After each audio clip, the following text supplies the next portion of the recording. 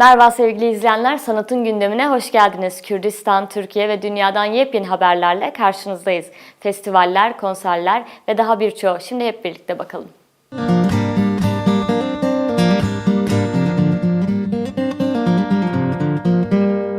Mezopotamya şarkılarının ilk kayıtları Amerika'da bulundu. Kökleri Anadolu ve Mezopotamya'ya dayanan Kürtçe, Ermenice ve Türkçe 100'den fazla kayıt şu an Amerika Birleşik Devletleri'nde bir arşivde bulunuyor.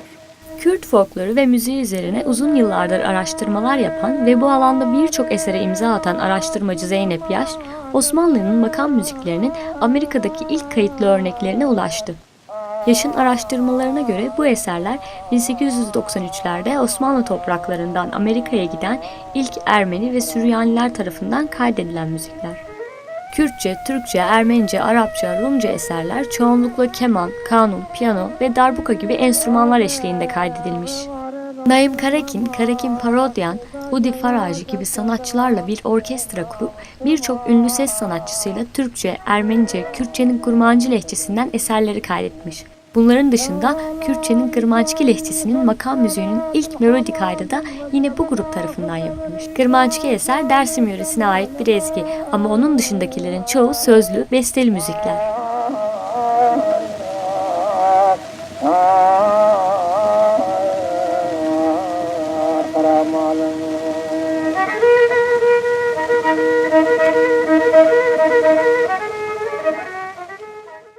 Rojava Orkestrası'nda yeni nesil müzisyenler yetişiyor. Kamışlolu 32 çocuktan oluşan Rojava Çocuk Orkestrası geçen yıldan beri müzik eğitimlerini sürdürüyor. Rojava Çocuk Orkestrası çocukların müzik alanında gelişim göstermesi amacıyla geçen yıl oluşturulmuştu. Kamışlo'da bulunan orkestranın çalışma yaptığı binada yaşları 7 ila 17 arasında değişen 32 çocuk çeşitli enstrümanlarla eğitim görüyor. Çocuklar günlük olarak 4 müzik öğretmeni tarafından keman, cello, kontrbas, flüt, viola ve gitar gibi müzik aletlerini çalmayı öğreniyor. Ayrıca müzikal terimlerini daha iyi öğrenebilmek için İngilizce dersleri de görüyor. Ünlü rock müzik grubu Kasapyan'dan bir ilk canlı müzik videosu.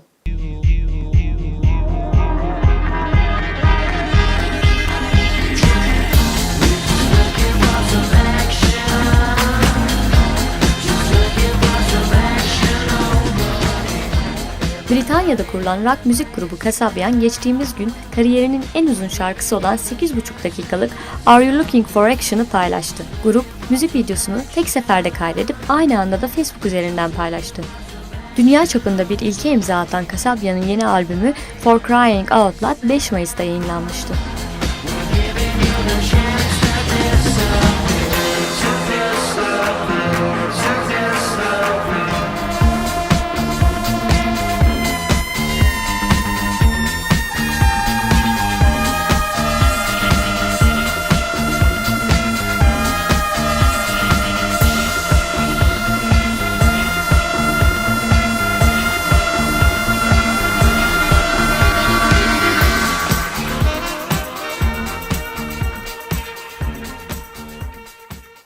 ...20. Uçan Süpürge Uluslararası Kadın Filmleri Festivali'nde onur ödülü oyuncu Perran Kutman'a, tema ödülü ise yazar Aslı Erdoğan'a verildi. Türkiye'nin ilk kadın filmleri festivali olan ve bu yıl birlikte festival yapıyoruz temasıyla gerçekleştirilen 20. Uçan Süpürge Uluslararası Kadın Filmleri Festivali 20. yılında 20 ilde yapacağı film gösterimi ve çeşitli etkinliklerle kutlanacak. Festivalde Portekiz, Hırvatistan, Makedonya, İspanya, Slovakya, Brezilya, Fransa ve Türkiye'nin de aralarında bulunduğu 8 ülkeden filmler yarışacak. Festivalde onur ödülü bu yıl usta oyuncu Perran Kutman'a, tema ödülü Aslı Erdoğan'a, Bilge Olgaç başarı ödülü belgesel yönetmeni ve Hangi İnsan Hakları Film Festivali kurucusu Emel Çelebi'ye ve Genç Cadı ödülü ise Ecem Uzun'a verilecek. Dünyaca ünlü Monte Carlo Balesi İstanbul'da. Koreografisini ve yönetmenliğini Jean-Christophe Maillot'un üstlendiği Göl, Kuğu Gölü'ne ithafen adlı baleyi sahneleyecek Monte Carlo Balesi 16-17 Mayıs'ta İstanbul'da sahnelendi. Grup, gösteri öncesi İstanbul Üniversitesi Devlet Konservatuarı bale bölümü öğrencileriyle buluşacak. Çaykovski'nin Kuğu Gölü Balesi'ni farklı bir yaklaşımla yorumluyor. Ziegfeld ve Odette'in zamana meydan okuyan hikayesinin anlatıldığı balede dans ve tiyatronun uyumu, Philipp Glutel tarafından hazırlanan kostümlerle bir bütünlük oluşturuyor.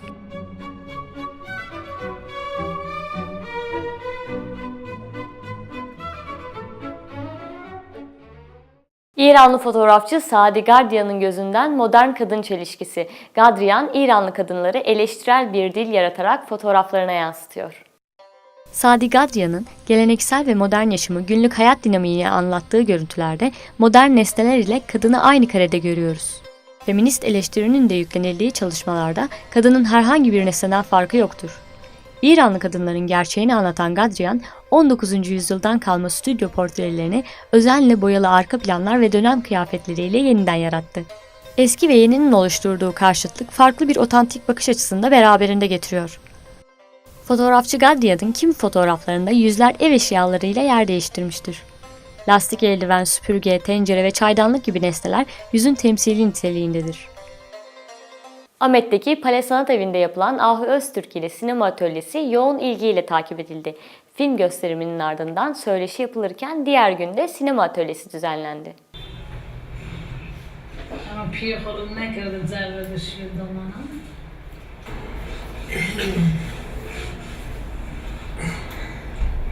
Ne güzel değil mi torun?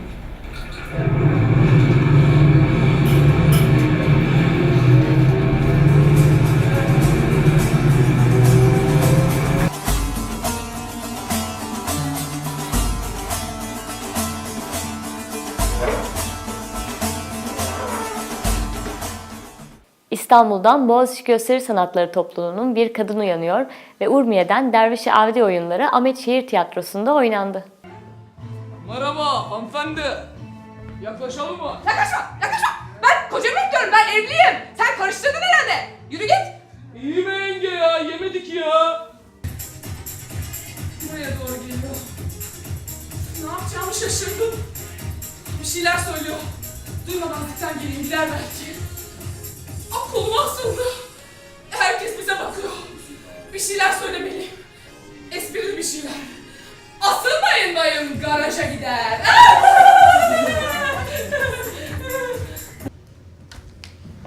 İşte o patronum, şirketin kurucusu. Evet, şirket geçen yüzyıl başında kurulmuş olmalı. Birinci Cihan Harbi'nde zorlanmış olabilir ama İkinci Cihan Harbi'nde dimdik ayakta kalmayı başarmış. Bravo. İstirham ederim efendim. Önce siz buyurun. Evet, sizin için de sakıncası yoksa işinize talibim.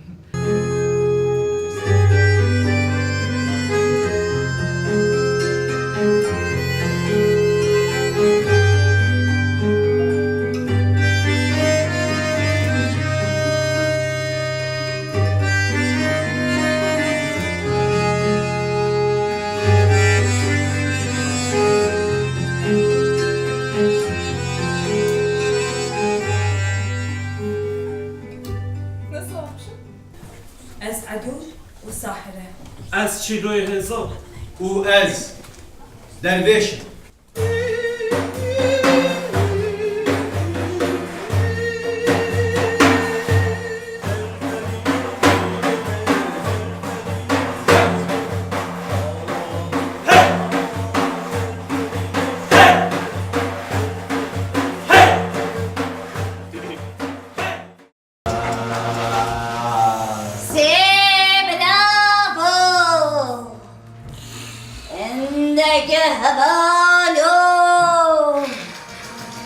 دشمن هزار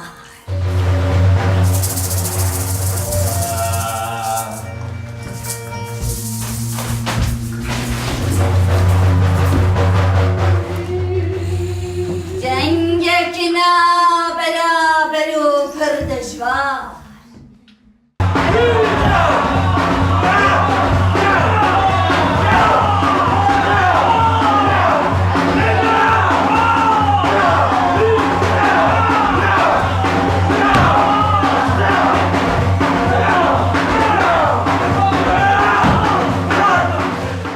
Toplumsal Cinsiyet Kolektifi öncülüğünde bir araya gelen alternatif sanat ve kültür üreticileri Ankara'da Alternatif Karşılaşmalar Festivali düzenliyor. Toplumsal Cinsiyet Çalışmaları Kolektifinin öncülüğünde bir araya gelen alternatif sanat ve kültür üreticileri 13-18 Mayıs tarihleri arasında Ankara'da Çağdaş Sanatlar Merkezi'nde Alternatif Karşılaşmalar Festivali düzenleyecek. Kente ve hikayelerimize başka bir yerden bakmak üzere duymaya alışkın olmadığımız içtenlikte açık çağrı niteliği taşıyan bir festival. Güncel konu ve sorunların toplumsal cinsiyet bakış açısıyla ele alınacağı Alternatif Karşılaşmalar Festivali 6 gün boyunca film gösterimleri, tiyatro oyunları ve konserlerle toplumsal cinsiyet eşitliği ve iktidarların çelişkisine odaklanıyor.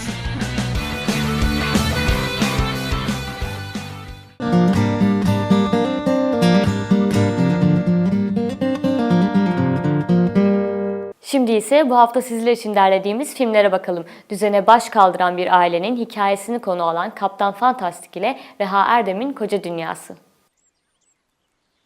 Yönetmenliğini ve senaristliğini American Psycho, Good Night, Good Luck, American Horror Story, Silicon Valley gibi yapımlarla kariyerini daha çok oyuncu olarak sürdüren Matt Rose'un üstlendiği Kaptan Fantastik, yönetmenin bağımsız filmi 28. Hotel Rooms'tan sonra çektiği ikinci uzun metraj film olma özelliğini taşıyor. Filmin oyuncu kadrosunda Viggo Mortensen'ın yanında Frank Langella, Steve Zahn gibi isimler yer alıyor. Ben ve Leslie çocuklarına alışılagelmiş medeniyet kalıplarının dışında konvansiyonel eğitim formlarından farklı ve toplumsal normlardan uzakta, Pasifik kuzeybatısında satın aldıkları bir arazide yetiştirirler. Ancak Leslie'nin ölümüyle bu cennet düzeni bozulur. Ben, şehre götürmeye mecbur kaldığı çocuklarının bu yeni yaşam biçiminin içinde kaybolmamaları için uğraşırken bir yandan da onları annelerinin olmadığı bir hayata hazırlamaya çalışır. Leslie'nin ailesinin baskıları ve çocuklarının arkasından dolaplar çevirdiklerine inanmaya başlamasıyla Ben, yepyeni bir babalık sınavıyla karşı karşıya kalır ve kendi yöntemlerini sorgulamaya başlar. Bir bütün olarak ele aldığımızda ortaya sıra dışı bir ailenin anlatıldığı şahane bir film çıkıyor. Fakat bir bütünden ziyade yönetmen Matt Rose'un hükümet, din ve aile yapısına dair sert çıkışlar yaptığı sahneler akılda kalıyor.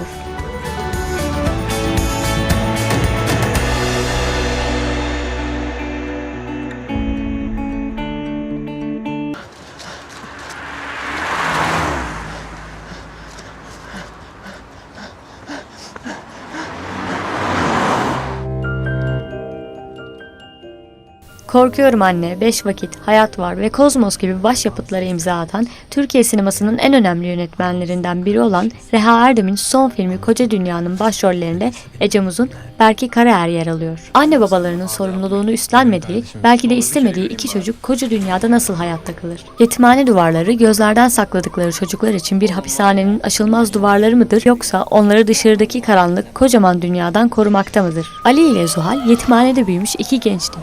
Kardeş oldukları söylenir.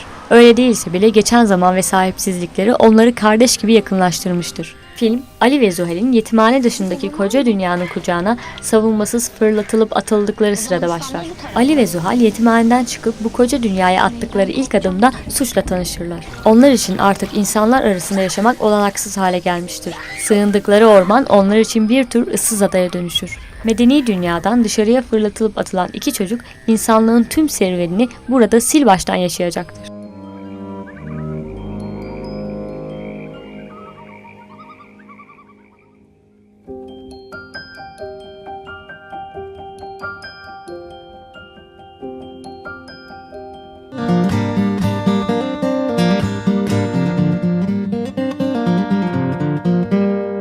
Albüm köşemizin bu haftaki konuğu Jolemerk müziğinin farklı tınısıyla dinleyenleri büyüleyen, kaynağını dengbejlik kültüründen alan Lavje.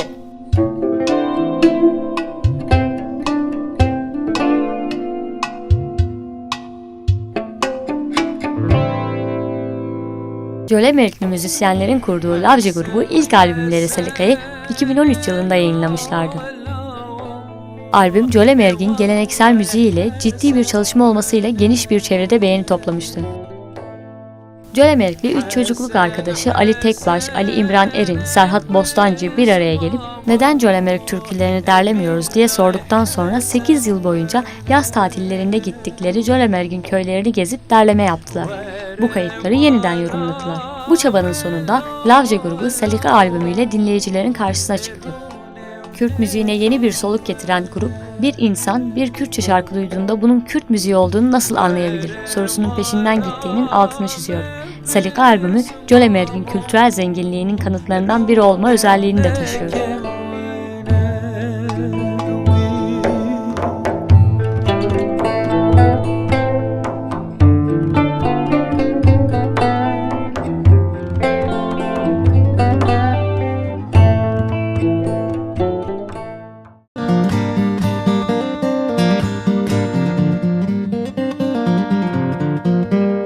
Şimdi de sırada sizler için seçtiğimiz kitaplar var. Mazda İnancı ve Alevilik. Yazar Ethem Hamgin.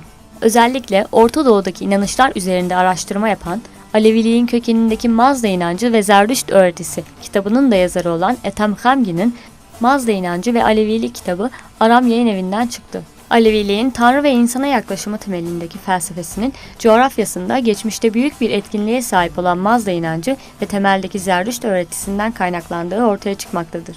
Ethem Hamgin eserinde Aleviliğin kökeni ve Mazda inancıyla olan ilişkileri, özellikle Kürtlerin ve Türklerin yaşadığı coğrafyada oluşum, yaşam, akıl, insan, sosyal yaşamda kadın, harmoni, ölüm, cennet ve cehennem, kader anlayışı ve mücadele başlıkları altında bilimsel ve tarafsız bir şekilde mercek altına almaktadır. PG, UBJ'nin Tenduristi, DTK Sağlık Dil Komisyonu. Demokratik Toplum Kongresi Sağlık Meclisi Dil Komisyonu tarafından hazırlanan tıbbi terimlerin Kürtçe karşılıklarının yer aldığı TG UBJ'nin Tenduristi sözlüğü Aram Yayınevi'nden çıktı. Ana dilin yaşamın her alanında, özellikle de sağlık alanında kullanılması ve doğru tedavide ana dilin önemine dikkat çekilerek hazırlanan tıbbi sözlükte, Kürtçenin Kurmancı lehçesinden Türkçe'ye ve Türkçeden Kurmancı lehçesine çevrilmiş 1000'e aşkın tıbbi terim yer almaktadır.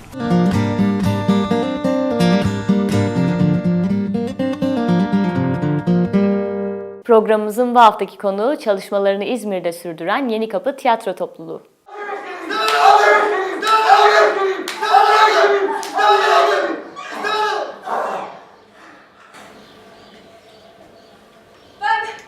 Ben neyse, bu ülkede adalet, özgürlük için, Nevin Yıldırım için, Ekirman için, Bişent için, Dilek Doğan için, Kemal Kurban için, Cizre için, Silvan için, Sulh için, bu ülkede adalet. Biz de önce burada olmaktan onur duyuyoruz gerçekten. Hoş bulduk yani tüm anlamıyla hoş bulduk. Yeni Kapı Tiyatrosu'nu şöyle özetleyebiliriz. Biz kendimizi sosyalist ve feminist bir tiyatro olarak tanımlıyoruz. Politik tiyatro zaten belli olduğu üzere.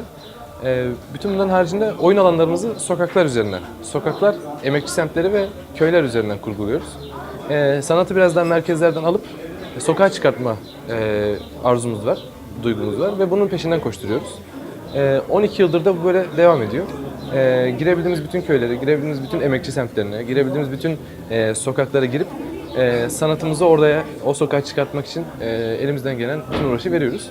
Yeni Kapı Tiyatrosu'nun vizyonu bu diyebiliriz yani.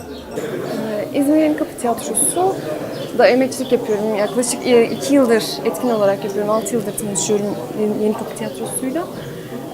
Yeni Kapı Tiyatrosu'nun her oyununu şöyle başlar. Hatta bir oyunumuz Gogol'un oyunundan bahsetmiştik, yani palto oyununda. Oyunun başı şu şekilde başlar. Bir derdimiz varken anlatmaya geldik buraya deriz. Ve Yeni Kapı'da benim dikkatimi çeken şu olmuştu. Bir derdi anlatmak istiyorlardı. Bir derdin tiyatrosu olduklarını söylüyorlar. Yani olduğunu söylüyorduk artık. Bu dert de sokağın derdiydi. Yani sokağın derdini alıp gene sokakta anlatmaktı. Ve sonra sahneye taşımak, sahneden tekrardan sokağa gitmek ve insanlara ulaşmak, insanlara dokunmaktı. Şöyle engellemeler üzerinden gideyim biraz da o zaman. Mesela o dönem ben yoktum fakat arkadaşların anlattığı kadarıyla Taksim'de sokak oyunu oynamaya başlıyorlar. Gogol'ün Palto adlı bir oyunu var, herkes bilir. Onu biz sokak oyununa çevirdik ve Taksim'de oynarken polis geliyor diyor ki burada oynayamazsınız.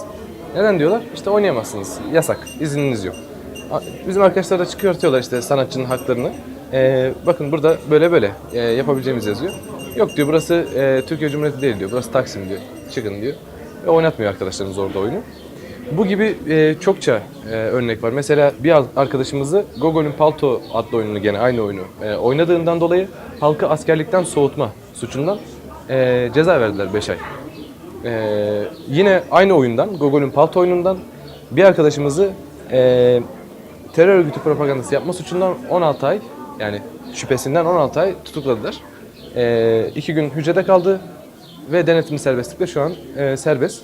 Ama çok komik bir durumdur yani. Gogol'ün Palto oyununa baktığınız zaman bir devlet memurunun hayatını anlatır. O da şuradan anlatır. Bir palto sahibi olmak ister devlet memuru. Para biriktirir, palto almak için bir dikim evine gider. Akşamına alır paltosunu ve bir baloya gider. Baloda zenginler bununla alay eder ve çıkışta bir serseri tarafından öldürülür. Böyle bir oyun. Şimdi burada halka askerlikten soğutma suçu var. Burada terör örgütü propaganda yapma suçu var söylenilenlere göre. Burada nasıl diyeyim? Her yerde suç unsuru içerebilen birçok unsur olduğu söyleniliyor. Hani bu oyunda. Biz gittiğimiz her yerde soruyoruz bu oyunu oynadığımızda. Bunun neresinde suç unsuru var diye izleyen seyirciye soruyoruz. Ve bugüne kadar hiçbir zaman öyle bir cevap almadık. İlginçtir bu baskılar yani. Ya şöyle söyleyelim, yani her alanda baskı uygulanmaya devam ediyor. Özellikle şu an sanatçılara, akademisyenlere ve gittikçe artan bir baskı var ve baskılar alternatifler doğuruyor. Sokağa taşıyoruz. Sokakları kapatamayacakları için sokaklarda bulunmaya devam edeceğiz bugünden sonra da. Ve hani insanların sokakta olmasının önemli olduğunu düşünüyorum. Sanatçılara çok büyük bir rol üstlendiğini düşünüyorum bu noktada. Çünkü insanlara dokunabilecek bir noktada duruyoruz. İnsanların derdini anlatabilecek bir noktada duruyoruz. Şöyle ki biz bundan önceki dönemlerde buradaki yaşanan savaşlardan, çatışmalardan dolayı tekrar buraya gelmekten dolayı onur duyuyoruz. Yani bunların en büyük sebeplerinden ve bizim için göstergelerinden bir tanesi de 3 gün önce biz Ağrı'daydık, Doğu Beyazıt'ta ve orada askeriyenin önünde bir yazıya denk geldik, duvar yazısına denk geldik. Burada sanat yapmak tehlikeli ve yasaktır yazıyor. Ve bizi orada o gün engellediler. Hani oynatmadılar oyunu, oynatmamak istediler. Biz oynadık ama. Şimdi o yazıyı görünce tekrardan ne yapmak istediğimizi tam anlamıyla anlıyoruz ve onur duyuyoruz. Biz şimdi o çatışmaların, o savaşın bıraktığı izler onlar. Yani o devletin yaptığı baskının bıraktığı izler hala sürüyor, devam ediyor. Biz bu izleri elimizden geldiğince kapatmak adına, en azından halkımızın yaralarını sarmak adına, saramasak bile burada onlarla birlikte olmak adına mümkün mertebe oyun alanlarımızı buralardan yana tutuyoruz ve bundan onur duyuyoruz. Şimdi şöyle, oradaki arkadaşlarla da konuştuğumuzda aynı tepkileri aldık. Karşımızda çok acayip bir olgu var. Gelişmekte olan herhangi bir şeye karşı, herhangi bir olguya karşı yani. Sanata olsun karşı, topluma olsun karşı hiçbir şekilde gelişmesini istemiyor. Bunu biz Ağrı Doğu Beyazıt'ta çok net bir şekilde gördük. Yani bir çocuk oyununu engellemek demek bu ülkede sanırım gelinebilecek son nokta, son radde. Yani çünkü gerçekten attığınız adımın bir sonraki adımı ileri atmamanız için her şeyi yapıyorlar. Doğu Beyazıt'ta da böyle bir şeyle karşılaştık biz. Milli Eğitim Bakanlığı'na metnimizi gönderdik ve bir okulda oynamak üzere izin istedik Milli Eğitim Bakanlığı'ndan. Olur verdiler. Biz Ağrı'ya gittik. Gittiğimiz günün gecesi saat 10-11 sularında jandarma tarafından oyununuz engellendi, oynayamazsınız gibi bir haber aldık. Sabah kalktık, görüşmeye bile gelmediler.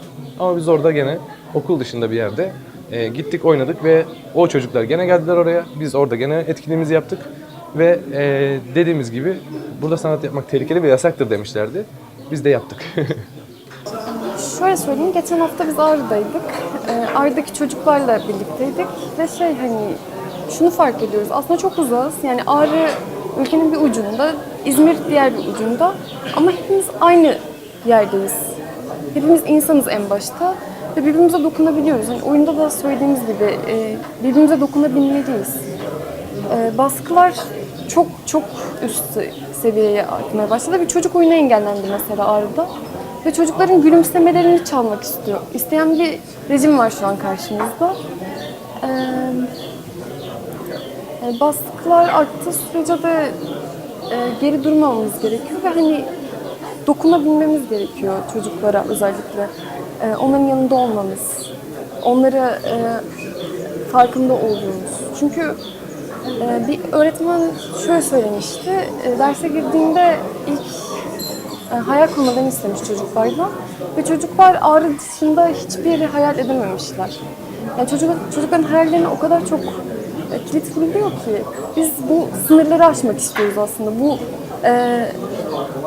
örülen duvarları kırmak ve yanlarında olduğumuzu söylemek, farkındalık yaratmak istiyoruz açıkçası. Şöyle ki, oyunda da bahsediyoruz aslında. Biz bir distopyadan bahsediyoruz ve o distopyada kaybettiğimiz şeylerden bahsediyoruz. Bizim burada oynamamızın sebebi, oyunun sonunda bu distopyadaki kaybettiğimiz sandığımız şeyleri kaybetmediğimizi aslında söylüyoruz. Bugün burada eğer bir zerre olsun umudu kalmayan insanlar varsa, hala barış için umut var. Biz İzmir'den kalktık, buraya geldik ve burada barış için her şeye hazırız. Her şeyimizi ödemeye hazırız. İzmirli tiyatrocular olarak. Bunu anlatmaya geldik yani biz buraya. Ve oyunumuzun burada oynamamızın sebebi ve isminin Barış olması sebebi, Barış'ın sesini yükseltmek için bu diyarlarda gezinmemizin sebebi başlıca budur. Hala umut var, hiçbir şey kaybolmuş değil. Daha başındayız bile hatta birçok şey. Şimdi başta vizyonumuzu anlatmıştım. Misyonumuz da bizim şudur. Halkın sanatçısı, halkın savaşçısıdır sloganıyla ve şiarıyla yürüyoruz biz çıktığımız bu yolda. Bir alternatif bir sanatçı toplumu yaratmaya çalışıyoruz aslında. Hedefimiz bu, yani emeğini, sanatını, üretimini halktan yana koyan ve halkın sesi olabilecek yeterlilikte olmak üzere kendini geliştiren sanatçı insanlar ve sanatçı toplum, sanatçı bakış açısı geliştirmek için çabalıyoruz. Tüm sanatçı dostları da, tüm sanatçı üretimi de, tüm sanatçı toplumu da biz bu bakış açısına davet ediyoruz. Yani halkın sanatçısı, halkın savaşçısıdır. Bize başka bir görev biçilemez. Biz halk için varız, halkı anlatıyoruz ve halk için anlatıyoruz. Yani toplum olarak bir barışa ihtiyacımız var ve birbirimize dokunabilmeye, yani birbirimizi anlayabilmeye, artık kan dökülmemesine ihtiyacımız var. Ve hani barışın sağlanabilmesi için de fark edilmesi gerekiyor. Özellikle Türkiye illerinde görülmesi gerekiyor. Türkiye illerinde bu oyunu oynadığımızda insanlara farklı bir, yani aslında aynı coğrafyada yaşadığımız insanların derdini anlatmaya çalışıyoruz. Görmedikleri, gözlerini kapattıkları, perdelerini kapattıkları, kulaklarını kapattıkları, duymak istemedikleri şeyleri tekrar tekrar gözlerinin içine bakarak anlatmaya çalışıyoruz. Yani kesinlikle bu şekilde, yani çocukların alanları kapatılıyor, hayal güçleri sınırlandırılıyor dediğimiz gibi ve hani bir çocuğun gülüşünü kapatmaktan söz ettik ya. Yani buradaki çocuk mesela oyun oynamaya çalıştıkça oyunu, yani mesela taciz ve tecavüzü oyunlaştırmaya başlıyorlar. Şiddeti oyunlaştırmaya ve eğlenmeye başlıyorlar. Çirkinleşmeye başlıyorlar gittikçe ve çocukların dünyalarını yıkmaya başlıyorlar. Ve bu hissiyat gerçekten oynarken de çok kötü. Arkadaşların bu alternatif oluşumu oluşturması bizim için çok değerli. Yani tıpkı bizim İzmir'de yaptığımız gibi burada da bir bu şekilde bir direnişin olması bizim açımızdan baktığımız yerden çok önemli.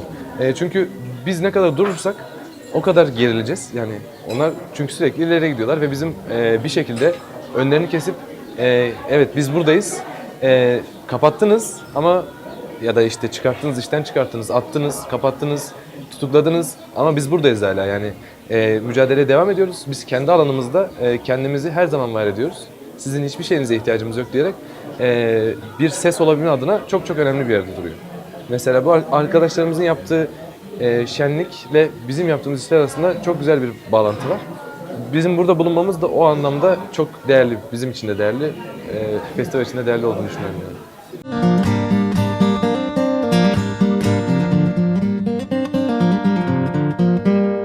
Son olarak önümüzdeki haftanın kültür sanat takvimine bakalım.